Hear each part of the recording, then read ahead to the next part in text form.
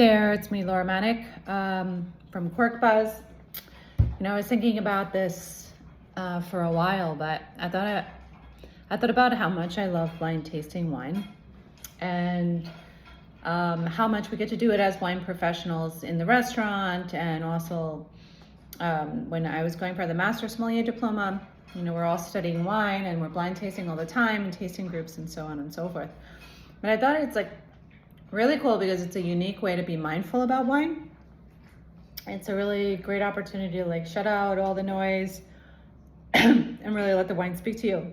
And I wanted to start a series, which I'm going to post regularly on my YouTube channel and on Corkbuzz Instagram and personal Instagram, which is a blind tasting where I ask my team, or if I'm in a restaurant or if I'm in a wine bar, our sommeliers or servers to pour or prepare a bottle of wine and then blind taste it in front of you. And then when I would do the reveal, it'd be the first time I know whether or not I got it close or got it totally wrong or somewhere in between.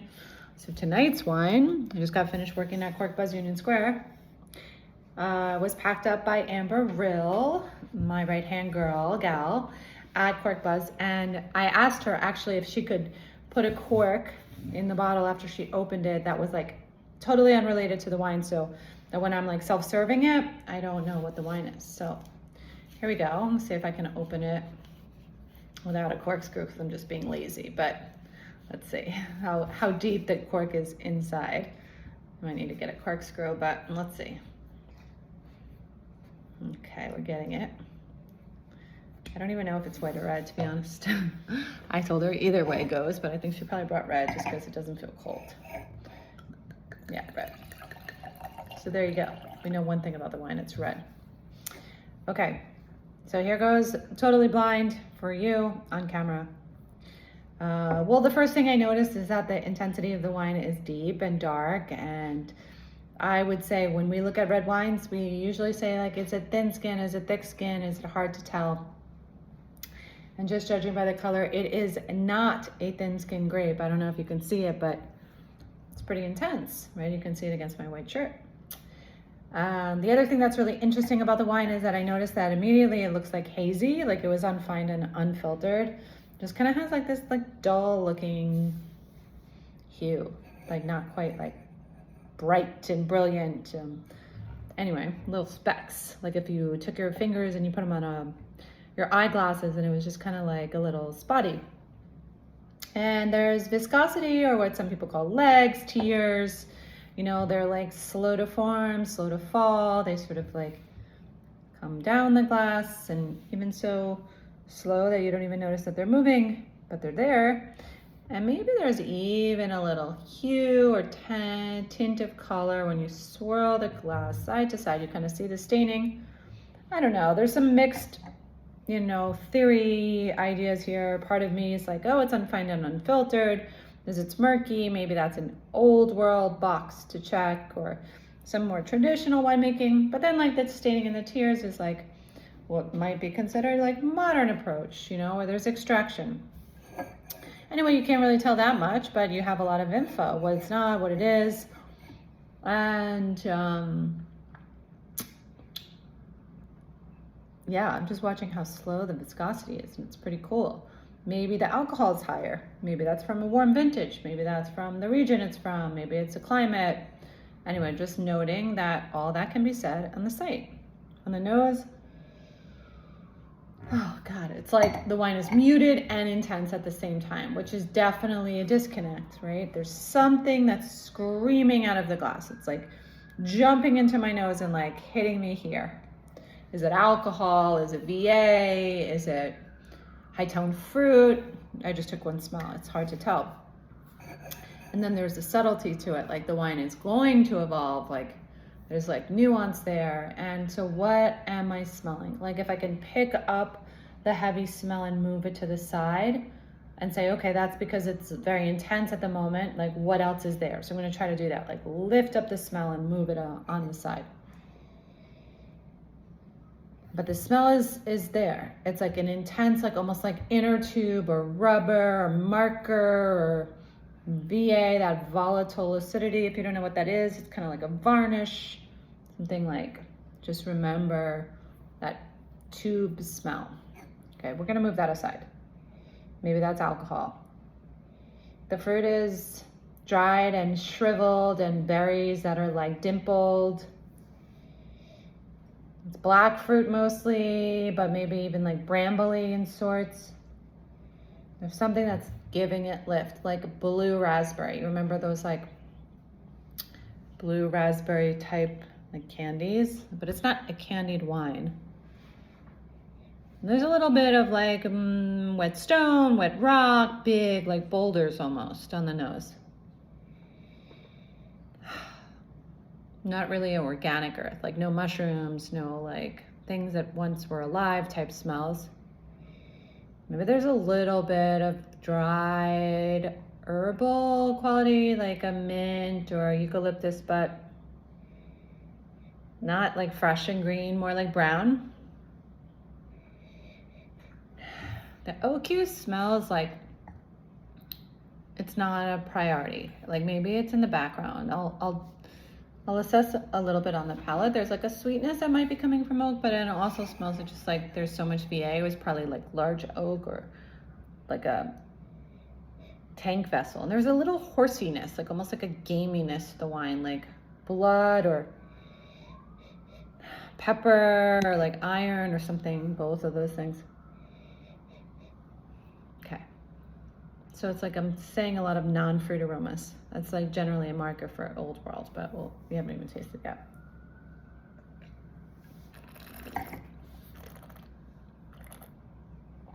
This is my like after work glass of wine, so I'm not gonna spit, but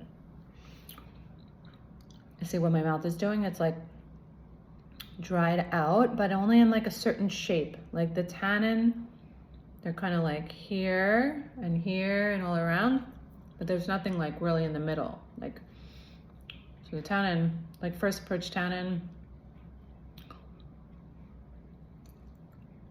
moderate, and a quarter, I guess. I don't know. It's like different. It's like all in the gums. And the acid is quite high on the palate, at least maybe like medium. There's like a disconnect because like there's so much body here, but it's not coming from like necessarily from structure, at least it doesn't seem.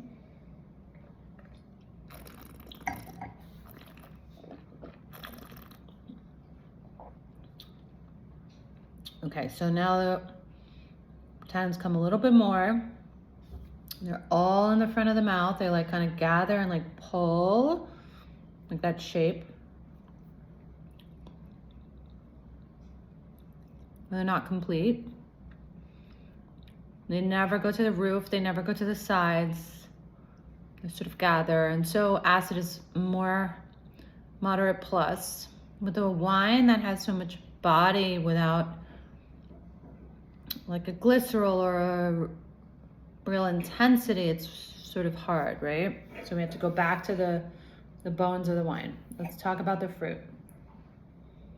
Black fruit, blue fruit, dried fruit, dimpled fruit, shriveled fruit, licorice, fennel, anise.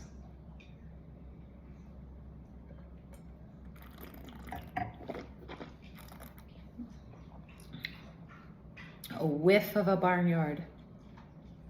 Lots of minerality. Stone, rock, graphite, granite, like big black, gray soils. Doesn't have any presence of like overt new French oak. So like larger oak, neutral oak, cement, stainless steel, kind of like those like vessels that allow oxygen without imparting flavor. Body is medium plus, alcohol is moderate plus, although it's not showing a lot of alcohol in the palate or the body. I think it's just like 14.5 at least. But everything is in power and in balance, so you don't notice one or the other things, but the VA stands out. Acid stands out.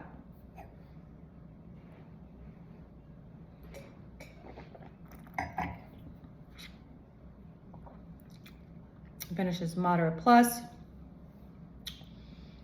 Wine is complex, high quality. I think I'm in the old world. I'm in a moderate to warm climate.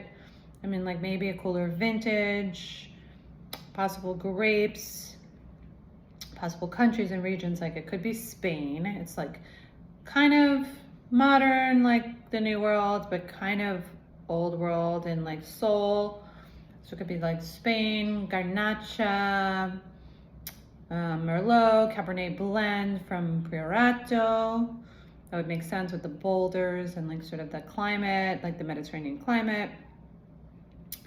Could be Italian, and if it was Italian, the VA makes sense, the volatile acidity and like the lack of new French oak.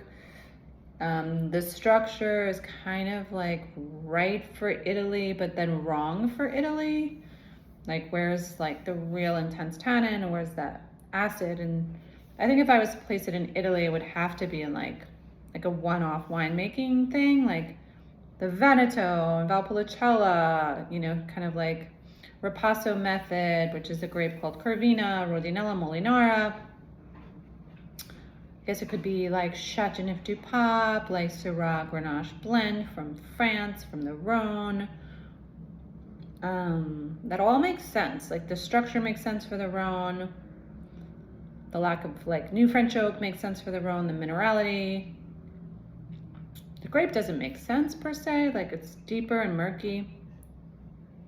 So I'm kind of like racking my brain for like, what am I missing? What else could it be? Like, could it be a Bordeaux blend? Yes. Could it be like Merlot, Cabernet Sauvignon, Cabernet Franc from Bordeaux? But I really want to expect those wines to have more tannin, more new oak, and not really this VA thing.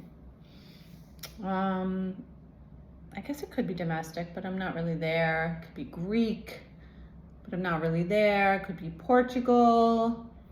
I'm not really there.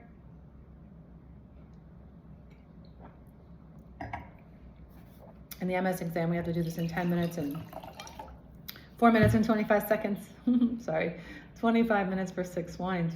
But I'm like really showing you the work or the process, so I think it's fine. Forgive me. You know, when you go back, it's like brooding, like beefy, like smoky and meaty. That could be a marker for Syrah, like a savory grape, like olive, lavender, this high tone thing. Like when I say high tone, I mean, it's like that rubber, the marker, that like inner tube. So a really important part of this wine. It's like why I really want to call like VA Italian or Garnacha. Like I feel like the two contenders in my mind are like, it's Priorat, it's Garnacha, it's from Spain, or it's like Valpolicella, it's like Italian. It's got like a little bit of a sautillan or like this like curried thing. But it's also like, God, it's like so horsey and barnyardy. It's like the Rhone. I think it's got to be Spain. I really want it to be Italian. Just not quite there in the structure. I want it to be France. Just not quite there. I don't know, in the flavor. So I'm gonna go that it's Garnacha, Syrah maybe, and a little bit of a blend, Merlot. I think it's from northeastern Spain and an area called Catalunya, Barcelona, like area like Priorato, Montsant, basically like boulders and VA and modern, but not really modern. And I think the vintage, like we're in 2024 right now, and I think the vintage is like, I think it's like a 5 to 7 year old wine. So if we say 5 years, that's 2019. If we say 7 years, that's 2017. So I would say like I'm comfortable with 2017 vintage Priorato, high quality Garnacha blend. Should we see? I mean, literally, I'm saying this for the first time. Slightly scary.